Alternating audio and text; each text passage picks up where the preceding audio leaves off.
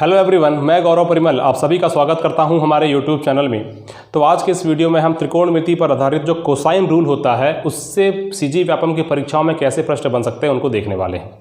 Hostel warden की परीक्षा में इससे क्वेश्चन आ चुका है, तो एक एक अंक हमारे लिए काफ़ी इंपॉर्टेंट है, इसलिए आज हम कोसाइन रूल को समझेंगे और उस पर बेस्ड क्वेश्चन करेंगे। इसके अलावा जो विगत वर्षों में त्रिकोणमिति से ट्राइंगल बेस्ड क्वेश्चन आप पूछे गए हैं उनको भी देखेंगे। चलिए स्टार्ट करते हैं। कोसाइन रूल क्या है? कोसाइन रूल देखिए, पहले तो सिंपल सी बात है कि फॉर्मूला वाला ही क्वेश्चन आएगा, फॉर्मूला बेस्ड क्वेश्चन आएगा। पहले मैं आपको फॉर्मूला बताता हूं कि क्या होता है फॉर्मूला, याद कैसे करना है, याद करने का तरीका क्या है और वो फॉर्मूला बनता कहां से है, उसका ओरिजिन क्या है, वो भी आपको मैं समझाऊंगा इस वीडियो में।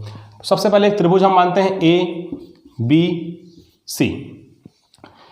कोण ए के सामने वाली भुजा को हम ए बोलते हैं, कोण बी के सामने वाली भुजा को हम स्मॉल बी और कोण सी के सामने वाली भुजा को हम कोण सी बोल देते हैं। ठीक है ना, मतलब कोण सी के सामने वाली भुजा को हम स्मॉल सी बोल देते हैं।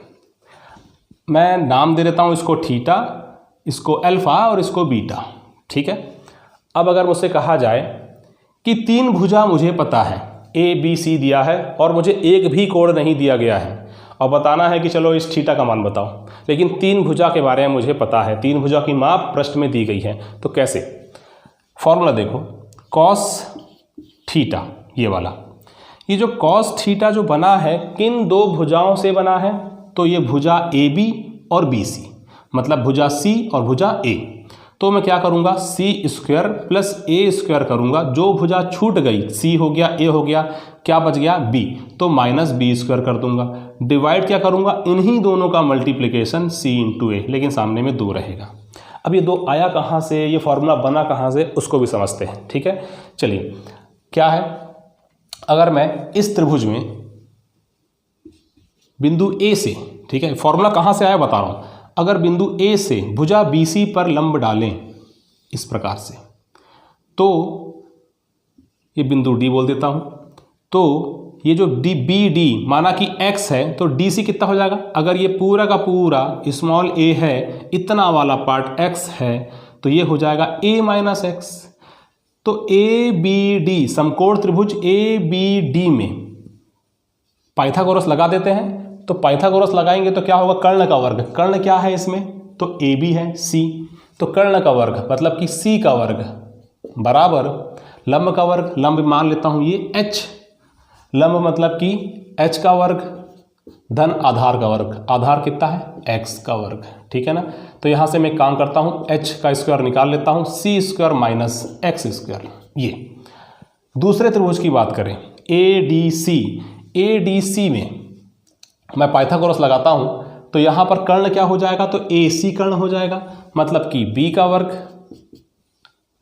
लंब कितना है यहाँ h ही है, h का वर्ग, आधार a माइनस एक्स है तो a माइनस एक्स का वर्ग, b वर्ग बराबर h वर्ग, a square plus x square minus 2ax। h square का मान हम रख सकते हैं यहाँ से, तो b स्क्वायर बराबर c square minus x square plus a square minus plus x square minus 2x, minus x square plus x square चले गया। अब यहाँ पर देखो, b स्क्वायर बराबर c square plus a square minus 2ax। अब एक बात और आती है, x का मान मैं कहीं से निकाल सकता हूँ क्या? तो बिल्कुल निकाल सकता हूँ। ध्यान से देखना, समकोण त्रिभुज ABD में, समकोण त्रिभुज ABD में अगर मैं cos थीटा निकालना चाहता हूँ तो कैसे निकाल सकता हूँ? cos थीटा बराबर होता है आधार बटे कर्ण। आधार कितना है x, कर्ण कितना है c, यही है। ये देखो cos थीटा, अगर यहाँ से मैं x का मान निकालना चाहता हूँ तो c cos थीटा हो जाएगा। अब ये c cos थीटा, x का मान c cos थीटा यहाँ रख देते हैं, ये हो गया c cos थीटा। अब यहाँ से cos थीटा का मान निकालना चाहूँ तो ये पूरा का पूरा मैं पक्षांतर कर लेता हूँ, 2ac बराबर c square plus a square minus b square इधर हो जाएगा, 2ac cos थीटा और लिखना था। cos थीटा का मान निकालना है तो 2ac नीचे आ जाएगा, 2ac। ठीक है ना, ये हो गया आपका cos थीटा का मान। फॉर्मूले में देख लीजिए, यही मैंने आपको स्टार्टिंग में बताया था।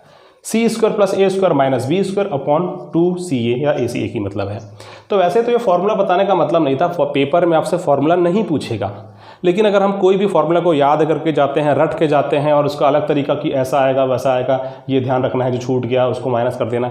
अगर कहीं पर भूले तो दिमाग में याद आना चाहिए कि हाँ, हम फॉर्मूला डिराइव भी कर सकते हैं। इतना नॉलेज हमें होना चाहिए कि जिस टॉपिक को हम पढ़ रहे हैं तो फार्मूला बना तो है, हम रट के तो जा रहे हैं फार्मूला, लेकिन आता कहाँ से है वही पता होना चाहिए। अब हर एक को मैं अल्फ़ा बीटा को सबको डिराइव करके नहीं बताता। जैसे आपने थीटा निकाला है वैसे आप अल्फ़ा और बीटा भी निकाल सकते हैं। कैसे? देखो, कॉस अल्फ़ा, अगर मैं कॉस अल्फ़ा निकालना चाहता हूँ तो मैंने क्या बताया था, पेपर में ज़्यादा अच्छा है कि फार्मूला को याद करके चले जाओ, क्योंकि डिराइव तो करोगे नहीं इतने कम समय में। डिराइव करना जो है ये समझाना था कि फार्मूला बनता कैसे। अगर आप कॉस अल्फ़ा निकालते हैं तो ये कौन सी दो भुजाओं से मिलके बना है, तो बी से और ए से। तो मैं क्या करूँगा, बी और ए को ऐड कर दूंगा स्क्वायर को, माइनस जो छूट गया उसको माइनस कर दो, डिवाइड बाई जो जिनका हमने स्क्वायर लिया था स्टार्टिंग के दो, उसको आपस से मल्टीप्लाई करो, दो से उसको मल्टीप्लाई कर दो नीचे हर को। ठीक है, कॉस बीटा निकालना चाहता हूँ, कॉस बीटा ये वाला, तो सामने बीटा बना किससे है, सी और बी से, तो C square plus B square minus जो छूट गया ए स्क्वायर, सी और बी का मल्टीप्लाई कर दो, 2 मल्टीप्लाई कर दो, तो कॉस थीटा कॉस अल्फा और कॉस बीटा, इसे कहते हैं कोसाइन रूल। चलिए अब इस पर बेस्ड कैसे क्वेश्चन सीजी व्यापम में पूछे गए थे उन्हें देखते हैं। इससे पहले कि हम आगे बढ़ें, आप सभी लोगों के लिए एक आवश्यक सूचना है कि हमारे ऐप भूपेन मिश्रा ऐप में हॉस्टल वार्डन की टेस्ट सीरीज लॉन्च कर दी गई है, जिसमें आपको टोटल 10 टेस्ट मिलेंगे, जिसमें पहला टेस्ट फ्री रखा गया है और जो सेकंड टेस्ट है वो कल अपलोड होगा। अब ये टेस्ट का प्राइस क्या है, तो 299 रुपीज़ प्राइस है, लेकिन अगर आप परचेस करने वालों के लिस्ट में शुरू के 40 विद्यार्थियों में शामिल हैं तो आपको यह टेस्ट सीरीज 199 में ही अवेलेबल हो जाएगी। कूपन कोड फर्स्ट 40 अप्लाई कर देना है, 100 रुपये कम हो जाएगा। ठीक है, परचेस कहाँ से करना है, तो प्ले स्टोर में ऐप है भूपेन मिश्रा, अगर आपके मोबाइल में इंस्टॉल है तो अच्छी बात है, अगर नहीं है तो प्ले स्टोर में जाकर के ऐप इंस्टॉल कर लेना है भूपेन मिश्रा ऐप। उसके फ्रंट पेज में ही आपको हॉस्टल वार्डन की टेस्ट सीरीज अवेलेबल नजर आएगी। इसके अलावा अगर आप मैथ्स एंड रीजनिंग की तैयारी करना चाहते हैं तो मैथ्स एंड रीजनिंग का कोर्स भी अवेलेबल है, प्राइस 1499 है, लेकिन हॉस्टल 30 कूपन अप्लाई करने पर प्राइस 30% कम होकर 1049 हो जाएगा। टॉपिक वाइज टेस्ट सीरीज भी है, मैथ्स के इंडिविजुअल टॉपिक के 30-30 क्वेश्चन की अगर आप टेस्ट सीरीज चाहते हैं तो वो भी अवेलेबल है, प्राइस 170 है, टोटल 17 टेस्ट हैं। ठीक है, इसका प्राइस 170, और किसी प्रकार की कोई भी समस्या आती है कोर्स परचेस करने के रिगार्डिंग तो आप स्क्रीन पर दिए गए नंबर पर कॉल कर सकते हैं। तो हॉस्टल वार्डन की जो टेस्ट सीरीज है बिल्कुल परीक्षा के पैटर्न को ध्यान में रख करके ही बनाया गया है। परीक्षा में जैसे क्वेश्चन पूछे जाते हैं, और इस साल अगर ऐसा लगता है कंप्यूटर में क्वेश्चन का स्तर अगर बढ़ सकता है तो उसको ध्यान में रख करके कंप्यूटर के जो क्वेश्चन है उसको मॉडरेट टू हाई लेवल पर भी रखा गया है। ठीक है, तो ऐसे क्वेश्चन का संग्रह आपको मिलेगा जिससे कि आपको पेपर देने के समय बहुत से क्वेश्चन आपको उसमें नजर आएंगे और आपके जो स्कोर है उसमें जरूर एक बहुत ही अच्छी वृद्धि देखने मिलेगी। चलिए टॉपिक पर वापस आते हैं। क्वेश्चन है 2016 में 15 में पूछा गया क्वेश्चन है सीजी व्यापम PDO के एग्जाम में, एक त्रिभुज ABC में एंगल B 120 है, तो निम्न में से कौन सा कथन सत्य है। एक त्रिभुज हम बना लेते हैं। अब 120 है, इसका मतलब कुछ इस प्रकार से बनाते हैं, 120 जैसे दिखना भी चाहिए, ये अधिक कोण त्रिभुज। ठीक है, कौन सा कथन सत्य हमको ये बताना है।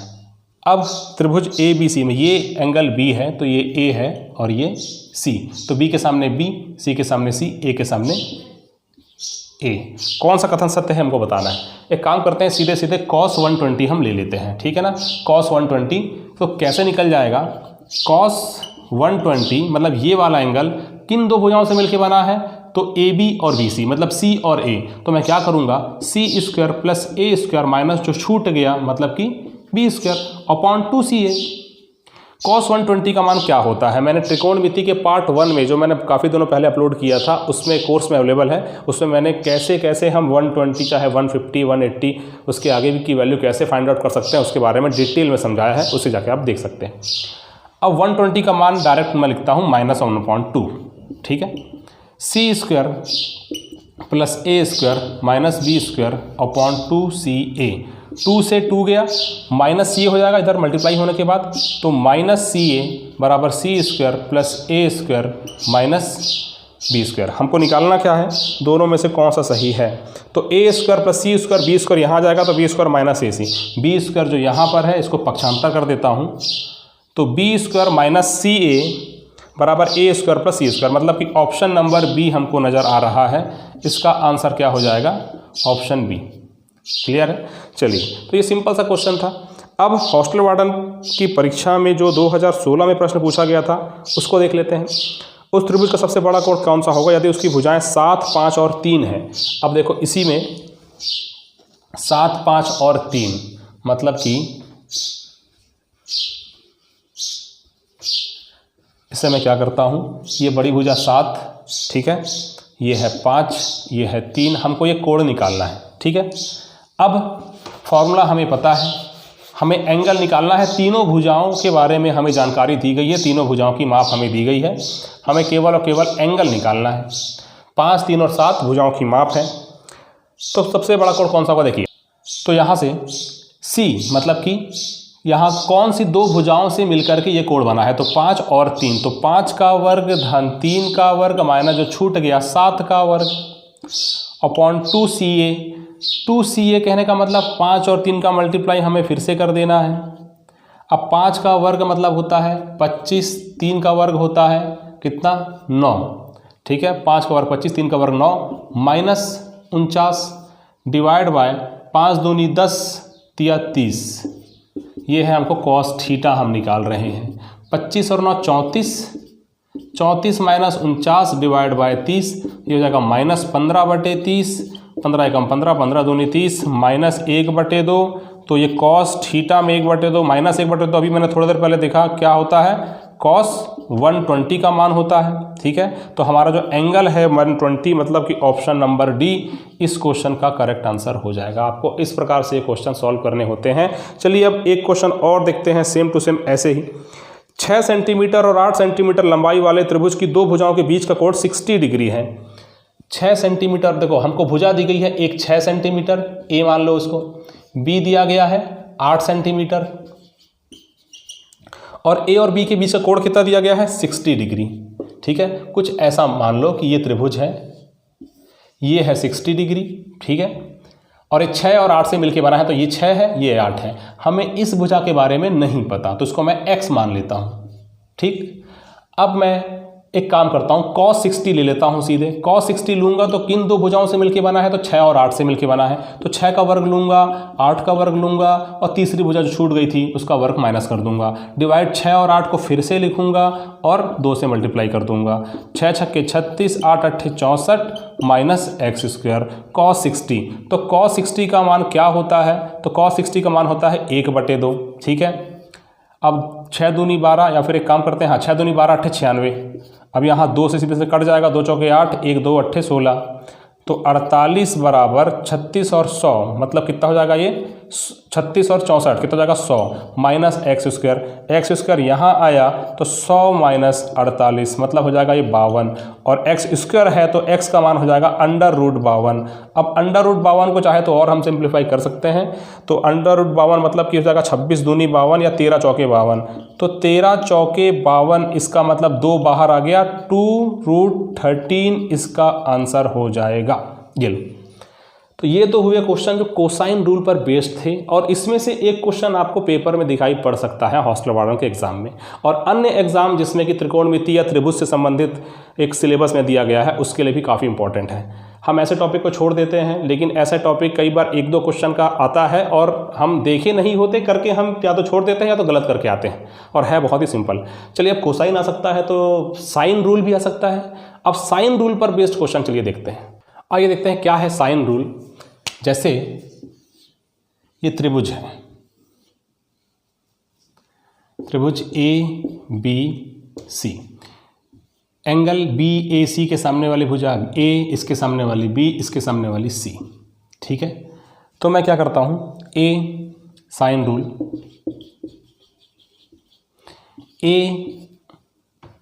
A अपॉन साइन A, सीधे सामने वाला एंगल लेना है, A अपॉन साइन A बराबर B अपॉन साइन B, ये सब आपस में क्या होंगे, बराबर होंगे। ये है आपका जिया नियम या फिर साइन रूल। तो सी के सामने वाला साइन सी। बस इसी फॉर्मूले को ध्यान में रखना है और आपसे क्वेश्चन बनेगा। सिर्फ फॉर्मूला बेस्ड क्वेश्चन पूछेगा, सीजी व्यापम में ज़्यादा बड़े लेवल का नहीं पूछेगा ऐसे टॉपिक से, ठीक है। तो मैं क्वेश्चन लेता हूँ सीधे कि कौन कौन से क्वेश्चन आने की संभावना है। अभी तक इसमें से साइन रूल से अभी क्वेश्चन नहीं बना है, लेकिन कोसाइन से बन सकता है, तो इससे भी बन सकता है। एक लेवल ऊपर की तैयारी आपको करके जाना है। ये क्वेश्चन आ गया, और अगर आपने इसे देखा ही नहीं है कभी, तो हो सकता है जल्दी जल्दी में क्वेश्चन में आप ध्यान ना दें, या फिर ये क्वेश्चन आप गलत करने के डर से छोड़ दें। क्या है? एंगल सी 75 है। हमको ये याद रखना है, एंगल सी मतलब कि सी अपॉन साइन 75। एंगल बी 45 है, मतलब कि बी अपॉन साइन 45। ए अपॉन साइन नहीं दिया है हमें, ठीक है। देखिए, लेकिन हमको एक चीज़ तो दी गई है, साइन 45 बी के सामने वाली भुजा, मतलब कि बी के सामने वाली भुजा अगर ये 45 दी गई है और साइन सी के सामने वाले 75, मतलब कि ये वाला एंगल जो है ये वाला 75 है।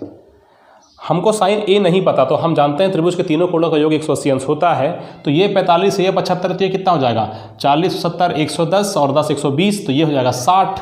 तो यहाँ से हम दिमाग लगा के निकाल सकते हैं कि ये एक जगह क्या आएगा? 60 आएगा। हमें निकालना क्या था वैसे इसमें? बी का मान ज्ञात कीजिए।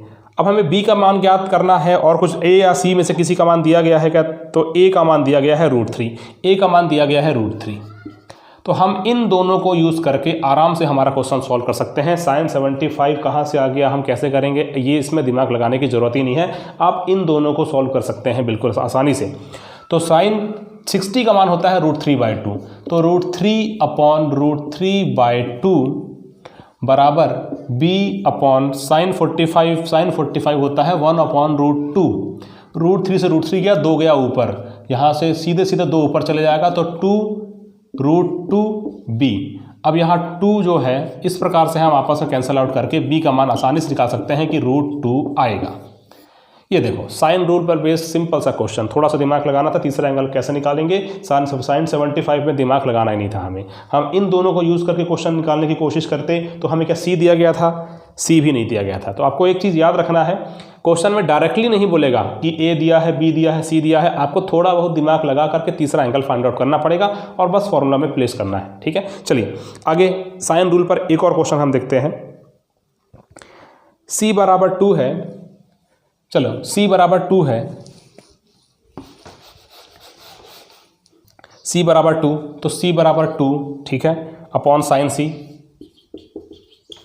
और b और साइन b और साइन b के बारे में कुछ दिया नहीं है तो कोई दिक्कत नहीं। a दिया है क्या? तो a दिया है 2√2, साइन a दिया है 45, साइन 45, तो इसको लिखने की ज़रूरत ही नहीं है, सीधे इन दोनों से क्वेश्चन सॉल्व हो रहा है। हमको निकालना क्या है कि c किसके बराबर होगा? हमको निकालना है कि ये जो C जो एंगल है, ये एंगल कितना होगा, ये हमको निकालना है। सिंपल से निकल जाएगा, 2 से 2 गया, साइन 45 होता है 1 अपॉन √2, और 1 अपॉन √2 मतलब ये ऊपर जाएगा, तो √2 इंटू √2 क्या हो जाएगा? 2 हो जाएगा, और ये 1 अपॉन साइन C। तो साइन C निकालूंगा तो ये 1 अपॉन 2 हो जाएगा, और 1 अपॉन 2 इसका मतलब क्या होता है? 1 अपॉन 2 होता है साइन 30, तो ये हो जाएगा C का मान हो जाएगा आपका 30 डिग्री। तो ये हुए साइन रूल पर आधारित क्वेश्चन। अब सीजी व्यापम में प्रीवियस ईयर में कैसे क्वेश्चन पूछे गए थे उनको भी देखते हैं, जो कि कोण पर आधारित थे। कोण पर आधारित कैसे क्वेश्चन है देखते हैं। चलिए, क्वेश्चन है, एक त्रिभुज के कोण 5:3:7 के अनुपात में है, तब त्रिभुज होगा। मतलब कि कोण का अनुपात दिया गया है, हमको बताना है वो त्रिभुज कौन सा त्रिभुज होगा। समकोण त्रिभुज होगा, न्यूनकोण होगा, अधिक कोण कि समद्विबाहु। तो 5:3:7 है। हम मान लेते हैं कोण 5x 3x और 7x है। ये वाला क्वेश्चन आया था लेखापाल भर्ती परीक्षा 2022 का। ये क्वेश्चन है जो त्रिकोणमिति से पूछा गया था, ट्रायंगल बेस्ड। ये होता है, हम जानते हैं त्रिभुज के तीनों कोणों का योग 180 अंश होता है। तो 5 3 8 7 15, 15x बराबर 180, 15 से काटो सीधे, 12 12 में कटेगा, x बराबर 12 आ गया।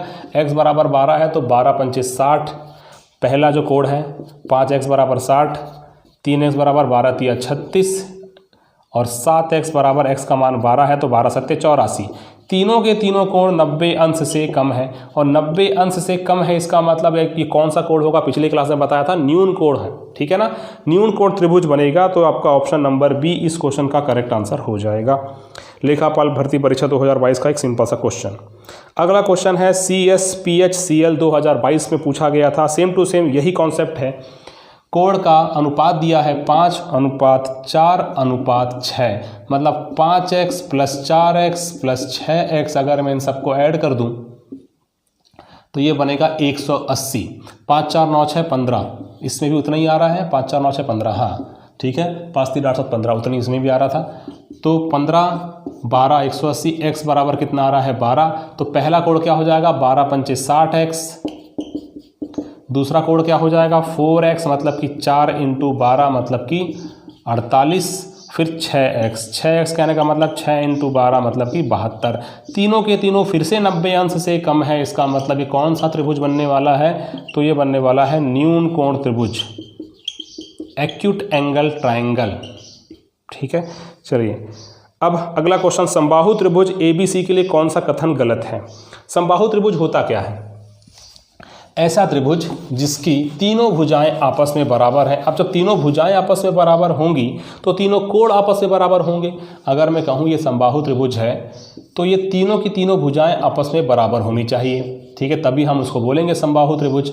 A के सामने A, ये B और ये C, तो A = B = C ये भी होगा, और angle A, angle B, angle C ये भी आपस में क्या होगा बराबर होगा, तब वह समबाहु त्रिभुज बनेगा। तो पहली जो कंडीशन है पूरी तरीके से फुलफिल करती है, ठीक है। दूसरी कंडीशन है तीनों कोण जब आपस में बराबर होंगे तो तीनों कोण 60 डिग्री के ही होंगे, ठीक है, आपस में बराबर होंगे 60 या 180, तीनों कोण को 60 डिग्री का ही होना जरूरी है, दूसरा भी सही है। अब ये जो तीसरा दिया गया है AB² + BC² = AC², ये तो कहीं ना कहीं समकोण त्रिभुज वाला हो रहा है ना, कर्ण का वर्ग बराबर लंब का वर्ग आधार का वर्ग, लेकिन समबाहु त्रिभुज समकोण त्रिभुज थोड़ी होता है।